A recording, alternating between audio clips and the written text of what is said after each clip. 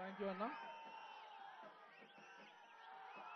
బోరబండ బోరబండ ప్రాంతానికి, బోరబండ ప్రజలకు కొండంత ధైర్యం ఇవ్వడానికి, కొండంత నమ్మకం కల్పించడానికి మన ప్రాంతానికి వచ్చినటువంటి మనందరి ప్రియతమ నాయకులు మన ముఖ్యమంత్రి రేవంత్ అన్న గారికి మా బోరబండ ప్రాంత ప్రజల తరఫున స్వాగతం పలుకుతూ, ఇక్కడ ఉన్నటువంటి మహేష్ అన్న గారికి, అజరుద్దీన్ గారికి, మా అన్న అనిల్ యాదవ్ గారికి, ఎమ్మెల్యేలకు, చైర్మన్స్కి, ఈ ప్రాంతంలో పార్టీని బలపరచడానికి నిరంతరం కృషి చేస్తున్నటువంటి మంత్రులకు, ఇక్కడికి విచ్చేసినటువంటి నా యువ సోదరులకు, మహిళలకు, పెద్దలకు, తాండా ప్రజలకు, మా సోదరుడు బాబా ఫసీద్దీన్ గారికి, శోభారాణి అక్కకి, వేదిక మీద ఉన్నటువంటి అందరు పెద్దలకు, అలానే తెలంగాణ ఉద్యమకారులు ఈరోజు కాంగ్రెస్ పార్టీకి మద్దతు పలకడానికి వచ్చినటువంటి వారికి అందరికీ కూడా నమస్కారాలు తెలియజేస్తూ,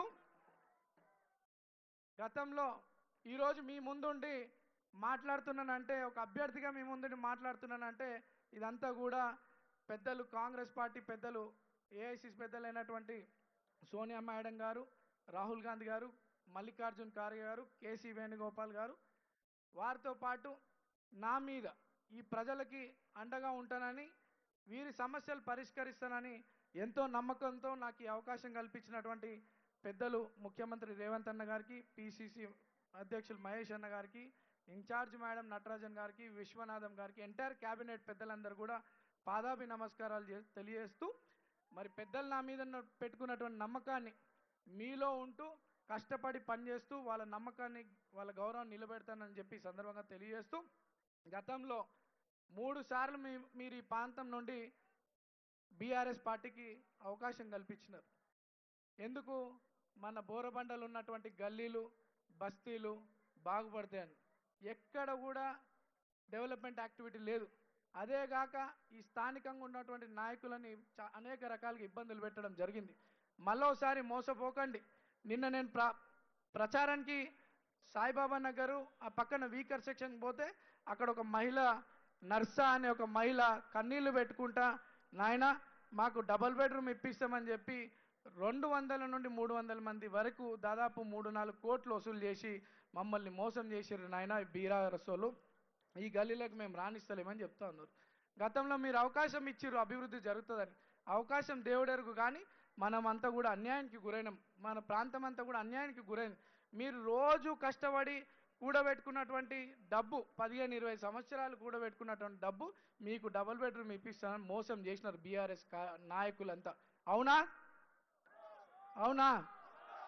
మళ్ళా మోసపోకండి. ఈరోజు ఈ బోరబండ ప్రాంతాన్ని బంగారు బండగా మార్చాలంటే కేవలం ఒకే ఒక్క నాయకుడితో సాధ్యం. అది మన ముఖ్యమంత్రి గారితో సాధ్యమవుతుందని చెప్పి సందర్భంగా తెలియజేస్తూ, బోరబండ ప్రజలు, మీలో ఒకడినటువంటి నాకు, మీ కళ్ళ ముందు పెరిగినోన్ని, మీ బస్తీ వాసుని, 2 సార్లు మీ ముందు పోటీకి వచ్చిన, అవకాశాలు వచ్చినా రాకపోయినా మీకోసం నేను పబ్లిక్లోనే ఉన్నా. నాతో అయినంత సాయం చేసుకుంటూ తిరుగుతూ ఉన్నా. ఈరోజు పెద్దల ఆశీర్వాదంతో ఒక అవకాశం వచ్చింది. ఈ అవకాశం నా ఎలక్షన్ అనుకో, మీ తమ్ముడు ఎలక్షను, మీ అన్న ఎలక్షను, మీ కొడుకు ఎలక్షన్ అనుకోండి. ఎలక్షన్ అంటే మన అందరి జీవితంతో ముడిపడినటువంటి విషయం, మన ప్రాంత అభివృద్ధితో ముడిపడినటువంటి విషయం, మన పిల్లల భవిష్యత్తుతో ముడిపడినటువంటి విషయం. ఈరోజు గల్లీలలో తిరుగుతున్నారంట, 1000 ఇస్తాం, 2000 ఇస్తామని. మీరు ఒక్కరోజు కష్టంతో సంపాదించుకునేది. మీరు మోసపోకండి.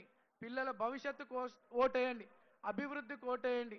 అభివృద్ధి జరగాలంటే ఈరోజు రేవంత్ అన్న ప్రజాపాలన పైన ఎంతో నమ్మకం కలుగుతూ ఉంది. నేను గల్లీలలో, బస్తీలలో పోతుంటే మాకు తెల్ల కార్డులు ఇచ్చినారన్న, సన్న బియ్యం వస్తున్నాయన్న, సాయిబాబా నగరు, స్వరాజ్ నగరు, బంజారా నగర్కి పాదయాత్ర డోర్ టు డోర్ పోయినప్పుడు ఆ ప్రాంతంలో బీఆర్ఎస్కి పనిచేసినటువంటి నాయకులు, బస్తీ పెద్దలు, వెల్ఫేర్ అసోసియేషన్ వాళ్ళందరూ కూడా, అన్న 20 ఏళ్ళుగా మా గల్లీల రోడ్లు వల్లే మేము ఎంతో అప్లికేషన్ రిప్రజెంటేషన్ ఇచ్చినప్పుడు కూడా మా పనులు కాలే, ఈరోజు రోడ్లు అయినాయి, డ్రైనేజ్ సిస్టమ్ పనులు అయినాయి. ఈ అభివృద్ధి చూసి మేము కాంగ్రెస్ పార్టీని జాయిన్ అవ్వాలనుకుంటున్నాం అని చెప్పి అందరు కూడా స్వచ్ఛందంగా సాయిబాబా నగరు, స్వరాజ్ నగరు, బంజారా నగరు, పెద్దమ్మ నగరు, వీళ్ళందరూ కూడా కాంగ్రెస్ పార్టీలో జాయిన్ అయినందుకు వారందరూ కూడా ధన్యవాదాలు తెలియజేస్తూ, అభివృద్ధిని ఆలోచన చేసి ఈ ప్రాంత ప్రజలందరూ కూడా కాంగ్రెస్ గుర్తుకు ఓటేసి మీ పిల్లగానైనటువంటి నన్ను గెలిపించాలని కోరుకుంటూ మరి మీలో ఒకరినైనటువంటి నాకు ఈ అవకాశం కల్పించారు. మరి పెద్దల గౌరవం నిలబెట్టాలన్నా, రేవంత్ అన్న గౌరవం నిలబెట్టాలన్నా, మహేష్ గౌడ్ గారి గౌరవం నిలబెట్టాలన్నా, ఈ ప్రాంతంలో మంత్రులు తిరుగుతూ అనేక డెవలప్మెంట్ యాక్టివిటీస్ చేసినారు. వారందరి గౌరవం నిలబెట్టాలన్నా మీరందరూ కాంగ్రెస్ పార్టీకి చేయి గుర్తు కోటేసి గెలిపించాలని చెప్పి కోరుకుంటూ జై కాంగ్రెస్, జై కాంగ్రెస్, చేతి గుర్తుకే. Thank you. అందరు సిద్ధంగా ఉన్నారా? సిద్ధంగా ఉన్నారా? ఇప్పుడు మనందరి ప్రియతమ నాయకుడు, మనందరి ఆశాజ్యోతి పెద్దలు రేవంత్ అన్న గారిని మాట్లాడవలసిందిగా కోరుతున్నాను.